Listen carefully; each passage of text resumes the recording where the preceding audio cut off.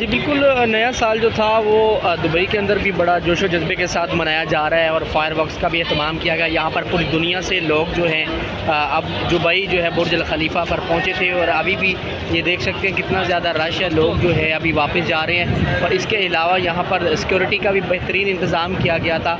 तो यहाँ पर जो है यूएई गवर्नमेंट की जानिब से सख्त सिक्योरिटी जो है उसका बंदोबस्त किया गया था। बहरहाल ये है कि आज नया साल शुरू हो चुका है 2024, जिसको वेलकम करने के लिए यहाँ पर काफ़ी दुनिया मौजूद है। पूरी दुनिया से यहाँ पर लोग आए हुए हैं, टूरिस्ट आए हुए हैं, विजिटर आए हुए हैं, जो कि नया साल सेलिब्रेट कर रहे हैं। और इनका ये कहना है कि उम्मीद करते हैं कि ये साल भी जो है हमारे लिए जो है अच्छा साबित होगा और नेक तमन्नाएं का इजहार किया है लोगों ने। और इसके अलावा पूरी दुनिया से बुर्ज अल खलीफा के ऊपर जो फायरवर्क का अहतमाम किया गया था गवर्नमेंट की जानिब से, वो देखने के लिए यहाँ पर जो है लोगों की बड़ी तादाद मौजूद है। और इसके अलावा यहाँ पर हर तरफ ये देख सकते होंगे कि किस तरीके से लोग यहाँ पर आए हुए हैं, जो कि काफ़ी ज़्यादा जो है यहाँ पर लुत्फ़अंदोज़ हो रहे हैं। और इसके अलावा यहाँ पर जो है इंटरनेशनल लेवल पर जो है लोग आए हुए हैं। और दुबई गवर्नमेंट की जानिब से कहा गया था कि इस साल जो है बड़े अच्छे तरीके से यहाँ पर बाकायदा से जो है फायरवर्क का अहतमाम किया जाएगा। और कुछ ही देर पहले यहाँ पर बाकायदा से फायरवर्क भी किया गया और इसके अलावा यहाँ पर सिक्योरिटी का भी बेहतरीन इंतज़ाम किया गया है। और लोग जो है अभी भी